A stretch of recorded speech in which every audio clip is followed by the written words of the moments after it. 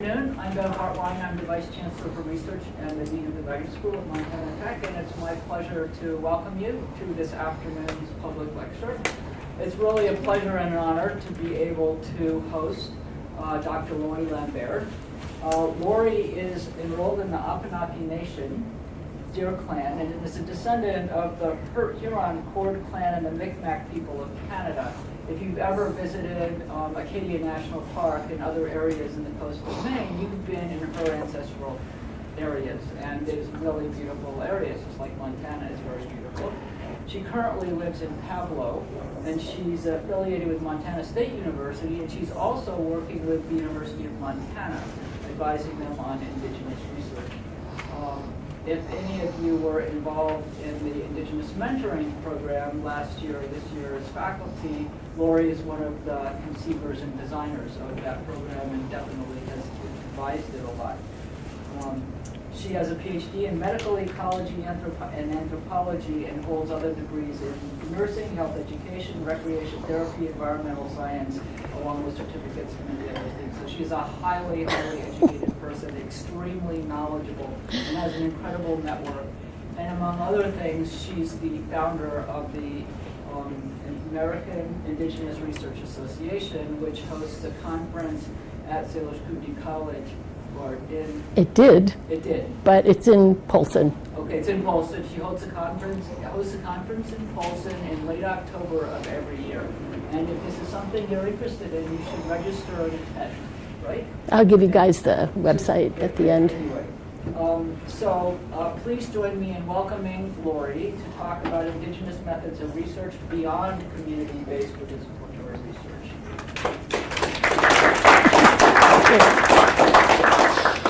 Well, it's really great to see everybody here from Montana Tech. It's the first time I've ever been to Montana Tech.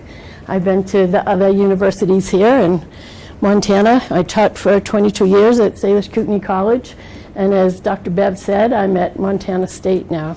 And Indigenous research is one of my favorite subjects to teach. I just think it's so important for Indigenous people to be able to do research from their own paradigm. So I think you guys have read the PNW Cosmos information. I had to put that up there because NSF has nothing to do with what I'm going to talk about this afternoon. So Bev heard me talk about this at a RAIN conference, and she asked me, what are those? Are those kites? Are those surfboards? What are they? Well, I don't really know what they are, but I just like the picture. So she did talk about where my family comes from. And I'm going to introduce myself in my own language, my grandmother's language, because people around here don't often hear the Micmac language. So you can see where we live, up in the northeast coast of Maine and Canada. Kwai kwai, madalawin, waliatsi puk, deluisi Lori Lambert, Regier Montana State University, Willalik, Beverly, and Montana State for hosting me today. Muskajwe. So I said, hi, I'm Lori Lambert. I'm from Montana State, and I feel great. And Willalik is the word for thank you. So you can see, and I'll get out of the way, that the Wabanaki Confederation is a very old confederation, like the Confederated Salish and Kootenai tribes, which is only since 1855 when they made the treaty with Isaac Stevens. But the Wabanaki Confederation is Micmac, Maliseet, Passamaquoddy, Penobscot, and Abenaki. And we had this confederation against the Iroquois, who were west of us, who were always trying to steal our women and take prisoners over there. So we had a confederation that prevented them from doing that a little bit. This is how the people back in the day wore their clothing. It's a Micmac chapeau, and we have adapted that to today's modern people. This is my cousin, Richard Sillyboy. You'll hear more about him later. He's a famous basket maker. So what is a paradigm? Anybody? You know what a paradigm is? It's a worldview. It's a lifeways. There's no real Indigenous paradigm. It's a Micmac paradigm, it's a Yupik paradigm, or a paradigm from wherever you're from. And it includes all of these things: culture, ceremonies, land, environment, our prayers, artifacts, history, clothing. Everything that is part of your tribe or your nation, that is your paradigm. And it tells us how we can look at a specific topic, how the worldview is accepted by our culture. It includes concepts about the structure of what direction research should take, how it should be performed according to that worldview, what's studied, what's researched, the kind of questions that are asked, the structure and nature of the question, and how the data or the results of any research are analyzed. But like I said, the name is misleading.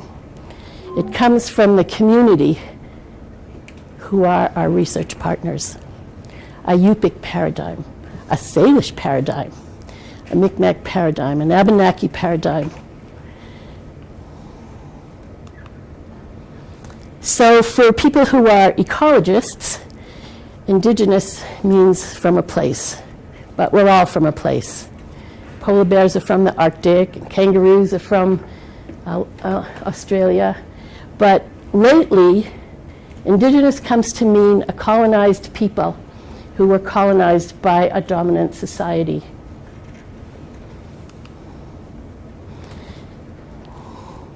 This is hard for some people in mainstream universities, that academic imperialism versus Indigenous knowledge and science. And I always say, who has the right to create knowledge? And that's what research is. You're creating knowledge. And by what means? Who has the right to create that knowledge? If you're a native person, if you're from another country, and you've been colonized, how can you create knowledge from a Western paradigm?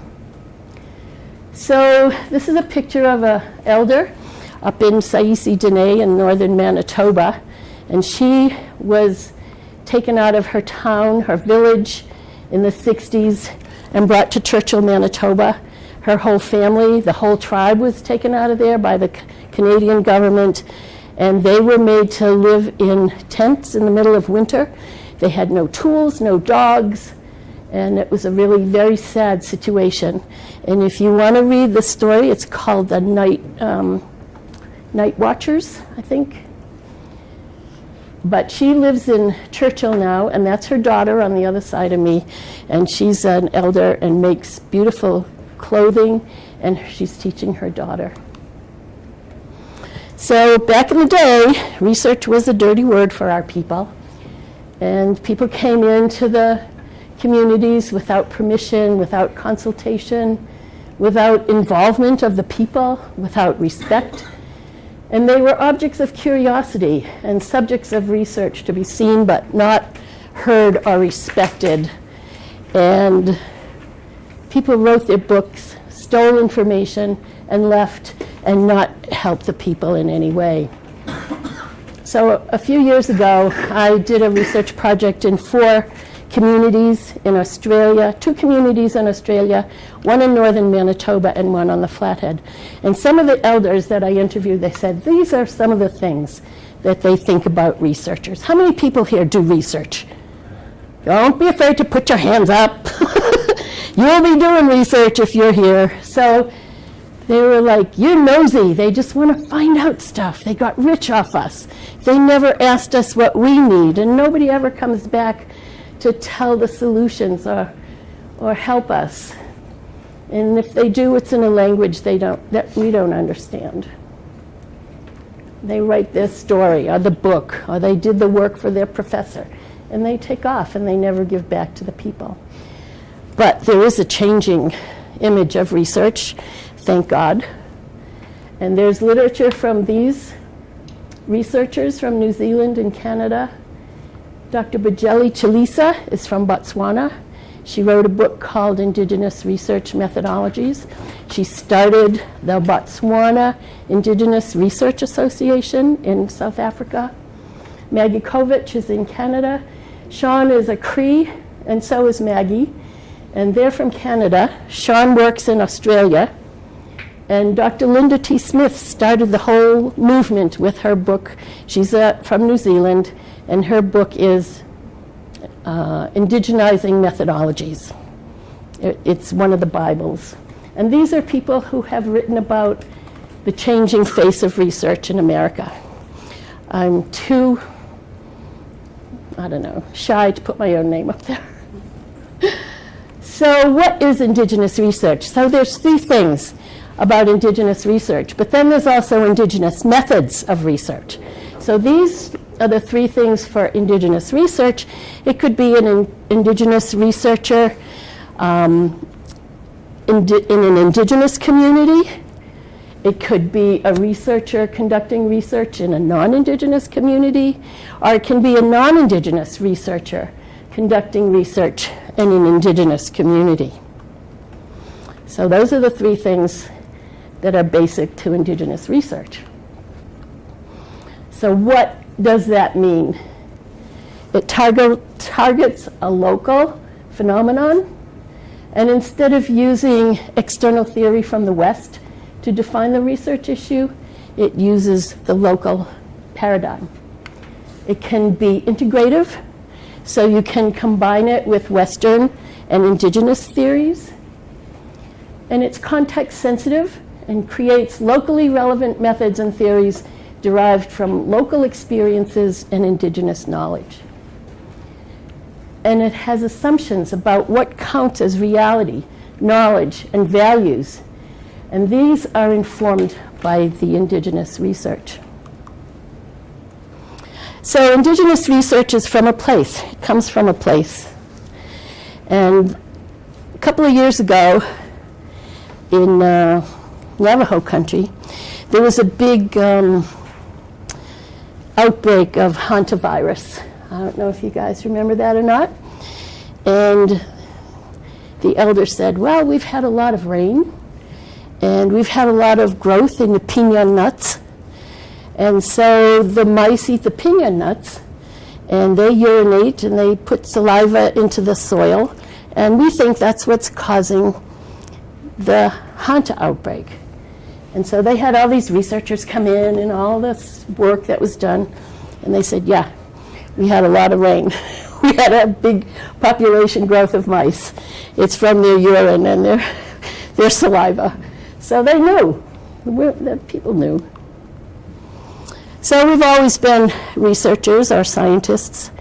And I don't know if anybody's ever heard about the four sisters, beans and squash and corn, that grow together. And they grow together because the corn takes the nitrogen out of the soil. The beans put it back. And the corn also gives a place for the beans to grow. And the squash leaves cover the soil and keep in the moisture. They learned smoked buckskin is waterproof and unsmoked is not. And they watched animals and saw what plants they eat for certain ailments. They discovered that aspirin or willow reduced fevers, and the yew plant and rose hips prevent scurvy. Oop. So take a look at this. It's the very same method, that Western scientific method.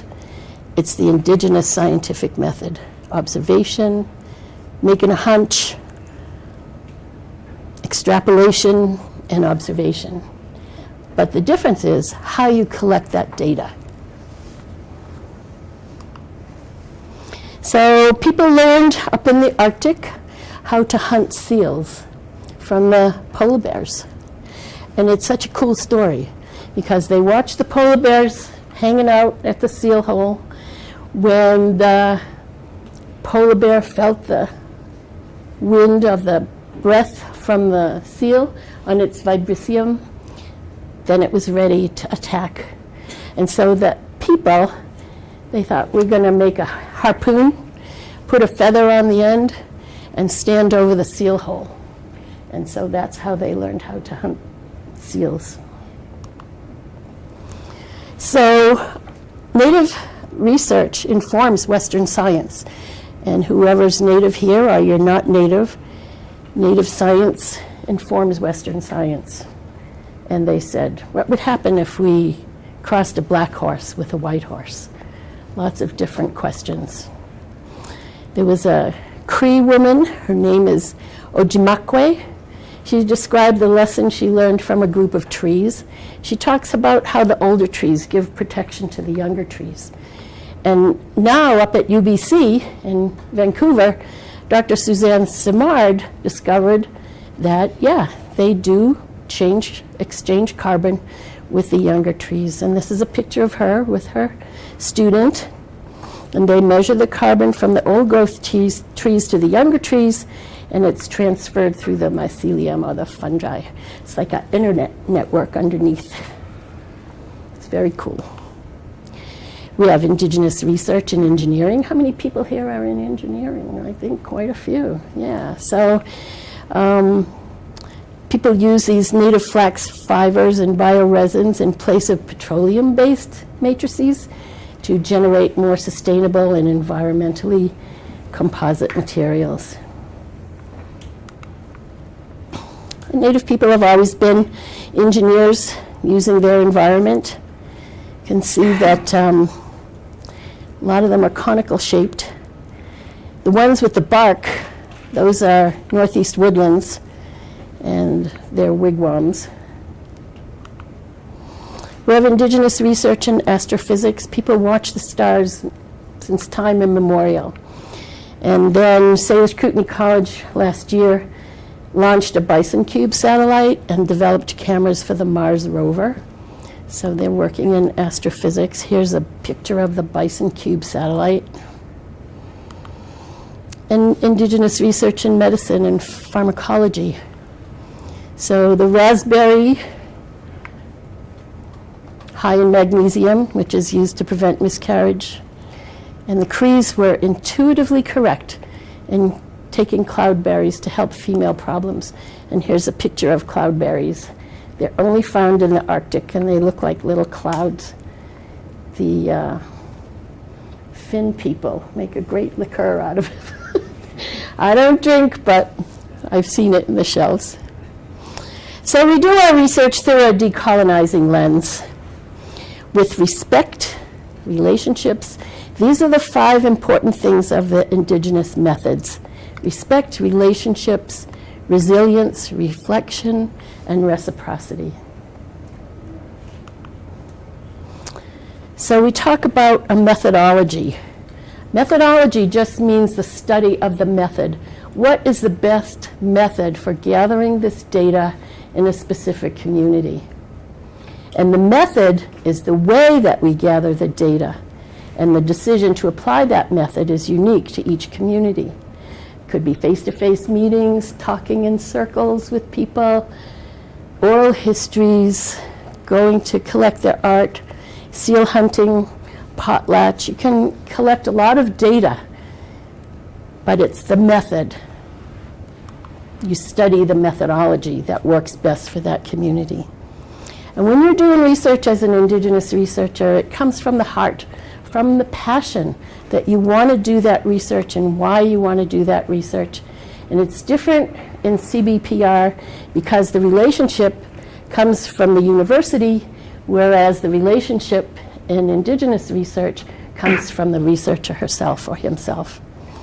So the researcher has to understand the culture of the community. You can't just blow in there and say, oh, I'm going to collect all this data and not even know about the culture.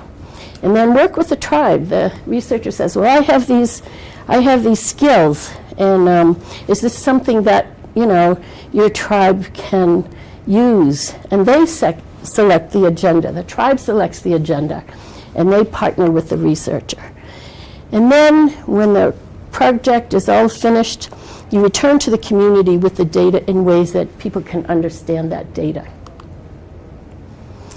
So about respect, the choice of methodology, how the question is asked, the research topics, how you analyze that data, and how you present the data to that community. Why do you want to do that research anyway? What is my role as a researcher? And how am I fulfilling that role? And does this method allow me to fulfill the role in this relationship?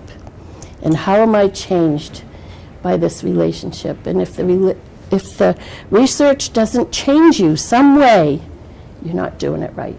You have to be changed. Whether it's a change of your attitude toward the community, a change in how you go about gathering the data. How does the research empower the community? How does it contribute to self-determination and promote recovery from historical anger, loss of tribal identity, and even in environmental research? Historical anger and loss of self-esteem is also part of that, because when people and climate change take away the medicine plants and the animals, that makes people depressed, loses their identity as a tribe. So how does it protect the natural resources if you're researching in natural resources and contributing to protect the cultural values of that community? And how are you going to give that data back? So resilience, your research question. So you have a problem statement, right? And then you have a hunch on how you're going to fix that problem. But we advise strength-based inquiry. So instead of asking about what are the elements in the lives of 7th grade children who smoke pot, you say, what is the resilience behaviors for 7th graders who don't smoke pot? Why are the bees dying in this ecosystem? Or what are the elements in this ecosystem that allow bees to flourish? So it's a question of resilience. So the research path is very confusing, especially for new researchers. Everybody wants to do it all. And I always tell my students, you just need one little bite of information. You're not changing the whole world, you're just taking one bite that contributes to that change. So you need a conceptual framework. And it makes visible the way we see the world. It reflects the researcher's perception of reality. It demonstrates how the research empowers the community, how it helps the community heal, how it helps the researcher understand the culture, and it demonstrates responsible ethics. So I know you can't see all of the elements in this heart spiderweb, but it's one that I developed after I went up to those 4 communities. And the heart is the passion, why you want to do this research. And the people told me, it's the passion of the researcher, not just come and watch and look, get involved in the community and understand the culture. They thought that was really, really important. And we did talk about a lot of these elements surrounding the heart. And when I have my students write up their proposal, they have to include all of these elements. It may not be in a heart shape. It could be in a medicine wheel. I've done one with a boomerang for Australian people. But the content, all those elements, they need to be present.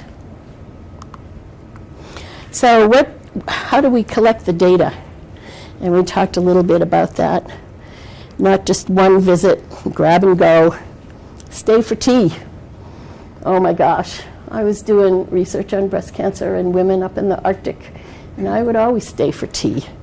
They would feed me bannock bread and tea and honey and seal flippers and all kinds of stuff that you wouldn't think that people would eat down here in the lower 48.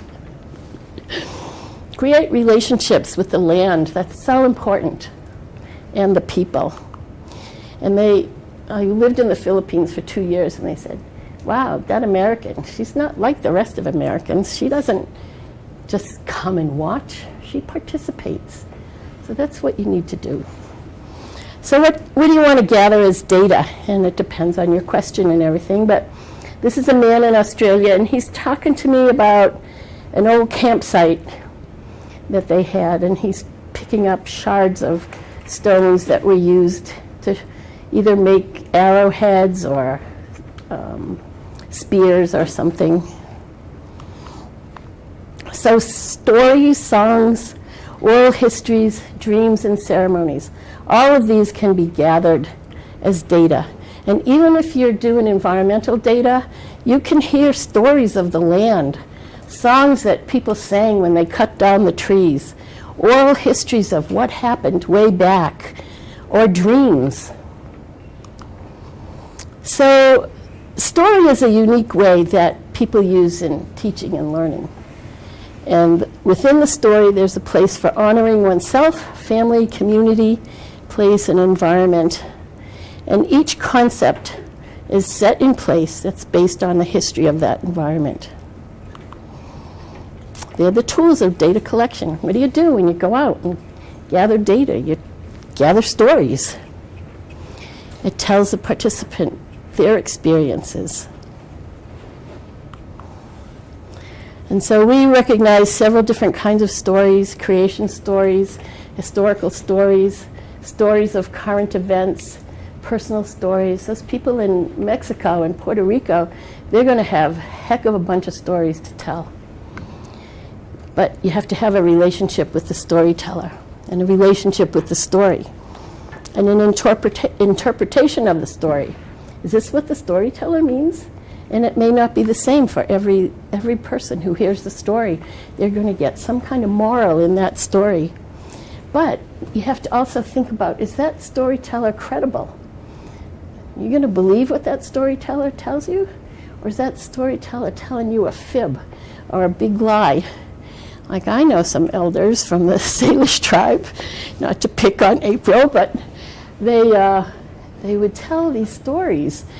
And then later on, their friends would say, I don't remember knowing that. Shh, be quiet. Don't talk about that. So you have to know, is that person really telling the right story? So cultural ceremonies can also be gathered as data. Different kinds of dances, sweat lodge, who has them.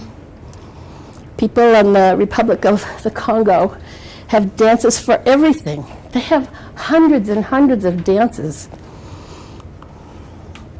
And dreams and songs as data. The jingle dress. How many people have ever gone to a powwow and seen a jingle dress dancer? That dress and that dance came from a dream. There was an elder who was very sick and had a dream about his granddaughters making these dresses with all these cones and doing the dance. And that person got well. So when you see a jingle dress dance, you know that's a dress for healing. And then Black Elk, he had a dream, a lot of dreams actually, that predicted future events. And tribal songs that have been lost to history. For my tribe, a lot of our songs were gone, and it's only the very, very old elders who remember them and how to make the drum and what songs to sing. So when you're collecting environmental and wildlife data, you can look at climate change, the elder stories before and after, what we talked about, changes in animals' behavior and the landscape. Indigenous art is also research data. You talk about kids who have come from war zones and seeing their art. It's all bombs and people blowing up. I don't know if you guys are watching the Vietnam story on PBS these days. It's just sickening, and it brings all that back to me because I had friends who were in that war. But this is a mud map, and it's created by a friend of mine who is the only PhD in visual arts in Australia. And she was adopted out when she was a very young child.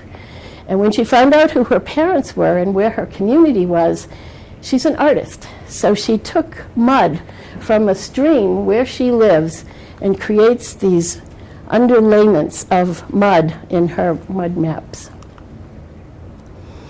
So how can Indigenous knowledge inform your research problem? A review of the literature. What knowledge have your participants or your community have written? What have they made art, told stories, sang songs, have oral history about your research problem? And you can include that in your literature review in Indigenous research. So I'm going to tell you about this Micmac potato basket as a metaphor for writing the proposal.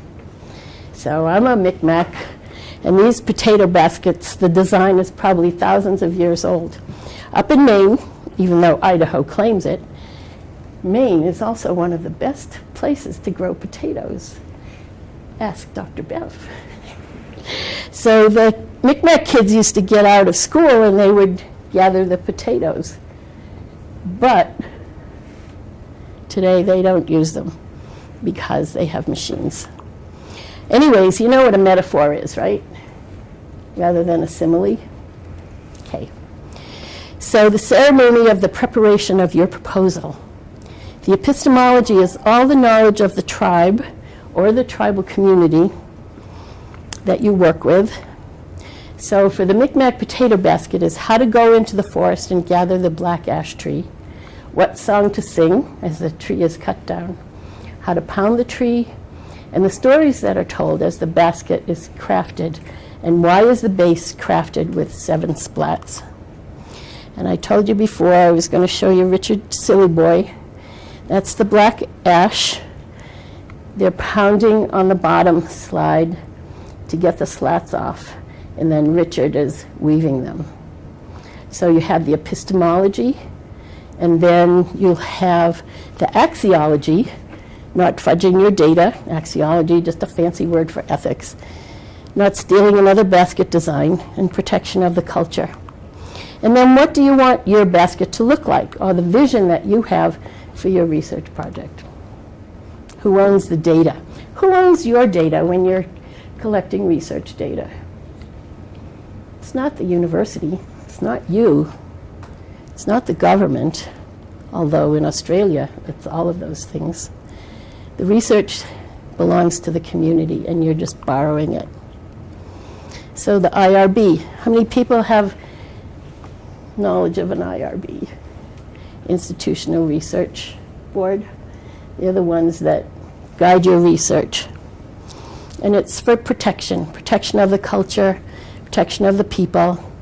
And then if you're publishing a paper, sometimes the IRB wants to be an author on that paper. The person in the pink pants, that's Pam, who does the mud maps, and she does research in Australia, and a lot of the people speak their tribal language. And so she disseminates them through maps, through map drawings, because the people don't understand the big language of research. But the hardest part is getting the Academy to accept Indigenous research methods.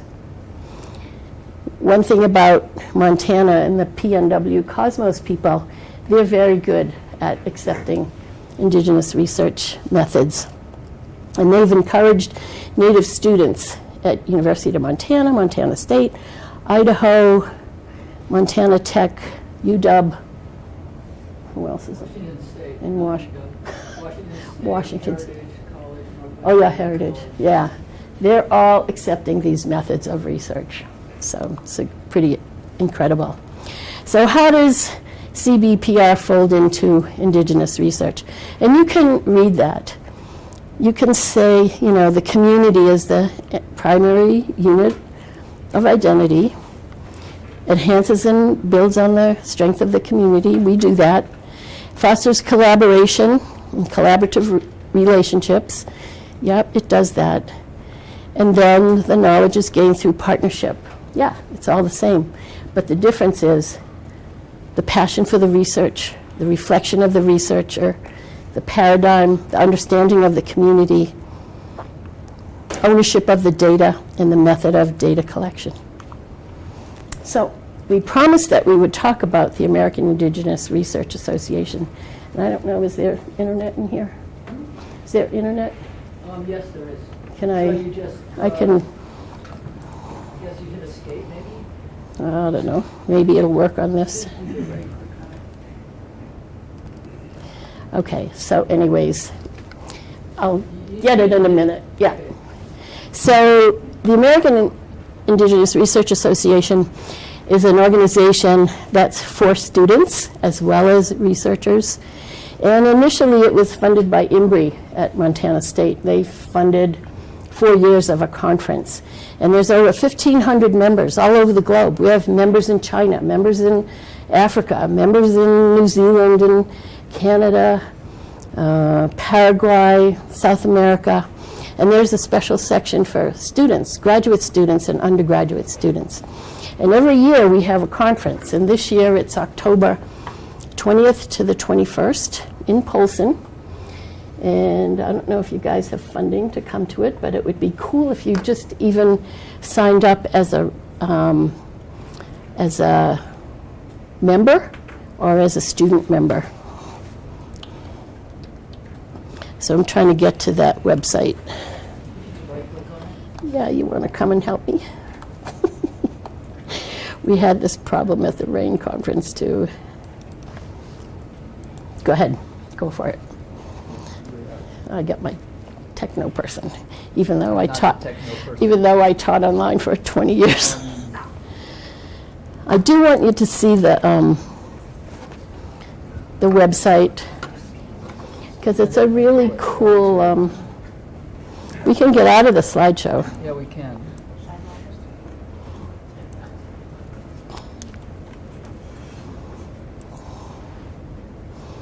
Oh, yeah. I've got it fixed up, but There's a Chrome there. right. So while we're doing this, does anybody have any questions? I mean, we went through a lot of stuff, and I'm not the expert. I'm not saying that I am, and I'll try to answer the questions. What do you say to a person who questions the accuracy of oral tradition? I'd say that's baloney. Oral tradition has been passed down. It may have been altered a little bit, but it's the true stories of the people. What do you think? I think, I'll give it back to you. well, I've read a couple articles, and one was about the oral traditions are trusted with a storyteller. I read an article years ago about a storyteller who was given a story, and 10 years later he repeated it verbatim. Mm-hmm. So that impressed me. Then there was a, I don't know what tribe, but northern Canada. Thanks, they had Bill. a oral tradition of going to an island during an ice age. And they actually went and excavated and found evidence of that. Yeah, did you see that article? That's 14,000 years old culture that they found on the band of Vancouver Island. Right. Yeah, that's pretty incredible. So that oral tradition held on for 14,000 years. Ex- And that's, Yeah, exactly. so I know. 40-some thousand generations. Yep, it's amazing. Anyone else want to dive in? Okay, well, here is the website for the American Indigenous Research Association. And this is about the 2017 meeting, but there is a home page. Oh, that is the home page, sorry. And you can see down on the side here, there's a space for grad students. And actually, it's for all students. If you want help with a proposal, if you want to work with a grad student who's doing a certain kind of research, that person will be in there.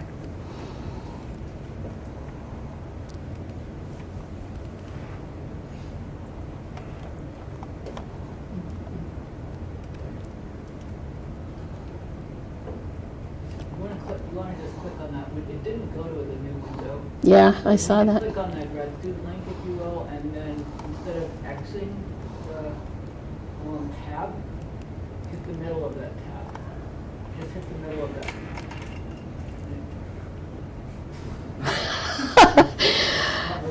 It isn't, but anyways, it's on there. And membership is like $10 for the whole year. And next year, Linda T. Smith is going to be coming as our keynote. She's the one, remember I said she wrote Decolonizing Methodologies, and she was supposed to come this year, but she had a family emergency. And if you get to be a member, you get a big discount for next year if you want to come to the conference. It's in Polson. And this year, it's $150 for students, but next year it won't be that much. Also, all of the presentations from the past meetings are up on the web. So you can see Sean Wilson's presentation. You can see Maggie Kovich's presentation, Bajeli Chalisa from Botswana. We were so proud to have her. She was most amazing, and she has a great textbook out. So if you need to look at more presentations, they're all there. So the mission is there, the spider web is there. So that's it. More questions? You want to go back to your slow show, or is that the end of it? That's the end of it. Okay. Yeah. So, well, thank you. Oh, thanks. There was a lot of information in just 45 minutes. Right. Any questions? Other questions? You can email me too if you're shy. I'll get you, and I'm going to give you my email. It's Lori, Lori, dot Lambert at montana.edu. Nice to see some lefties. Yes. So, Laurie, your presentation is so fun. It is fun. It's not really a question, it's just a comment, something come out of my mind.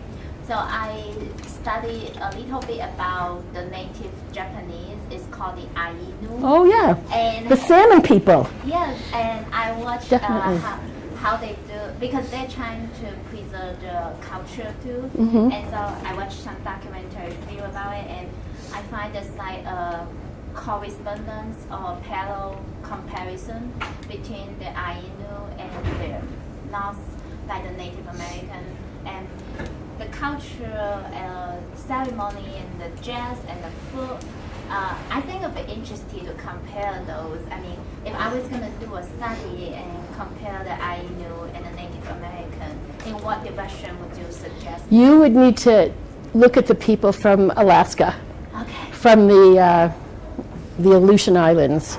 They are so similar. You would be amazed, because I wrote a book on those salmon and the salmon streams, and they have almost exactly the same ceremonies. They put their fish the same way in the ceremony so that they will come back. They put the bones in the same way so that they will come back. Just beautiful. So if you need connections in Alaska, I have those connections. Okay. If you want to do some research with them. Yeah, I'll look into it. Thank you. Yeah. Are you Japanese American? No, I'm Chinese. Oh. But I studied to learn about the Ainu culture since last year. Mhm. And I read about it, and I found it fantastic because I never thought about how that would relate to the Japanese now, but they are the original Japanese people. Exactly. And so a lot of their culture and customs, after I read, I understand more about the Native American culture. I feel like it helps me. Yeah.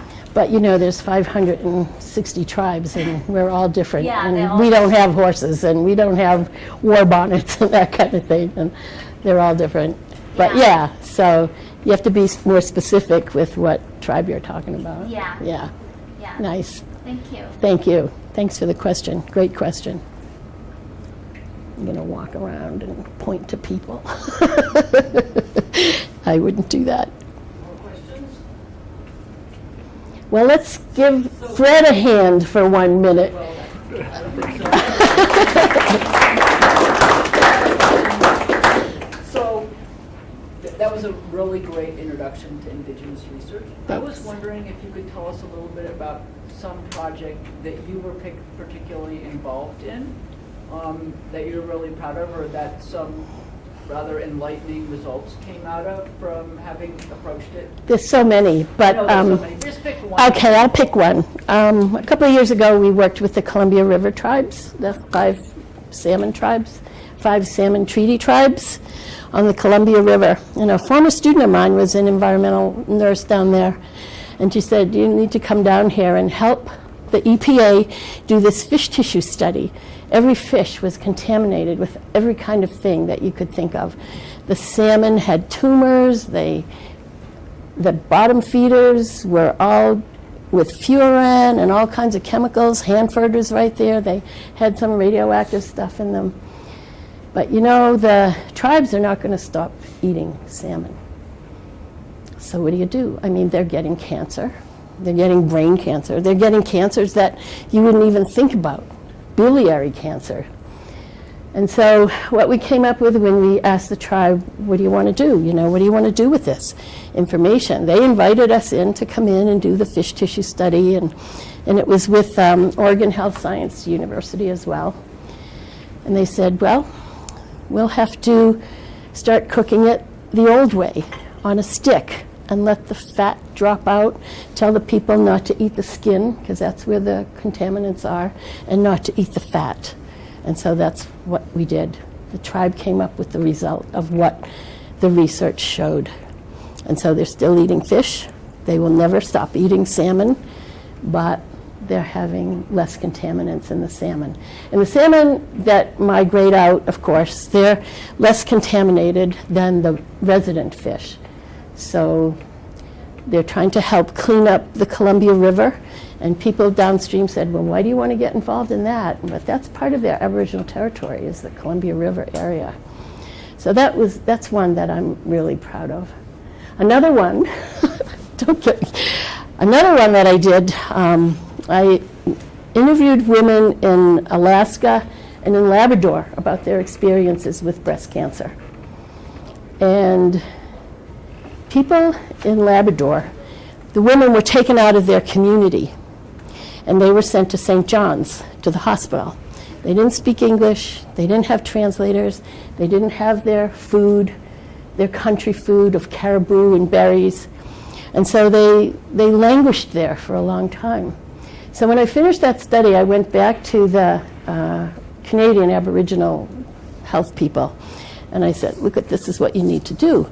You say they can't even get a mammogram until after they palpate the tumor. So after that, they were great. They said, okay, we're having translators, we're getting their country food, we're having a mammogram machine go up on the boat every summer, and we're going to start scanning these people, these women. The women in Alaska were very strong. They were a lot stronger than the women in Labrador. And they had everything already. And I remember there was one, woman. I said, well, what do you do when you have nausea from the chemo? Oh, I just drink beer, or I smoke pot. And doesn't my hair look great? She had lost all her hair. Amazing women. So I was really proud of that. I mean, there's others too, but those are the ones that are outstanding for me. Very nice examples, thank you. Yeah. Yeah. Have you done any specific studies or projects with the Salish and Kuki tribes? The one I did was the research one, and the question was because we know the history of all that research. The researchers came in and do all that. And so when I interviewed them, they were part of that network of the spider web. That's one of the ones that I was involved with them. There's a woman there now from Montana State, Erica, I forgot what her last name is, who's doing a lot of work up there, and I was on her community advisory board. So thanks for asking that question. Well, thanks for coming. We'll let you out early. Email me if you have any questions. Yeah, they have my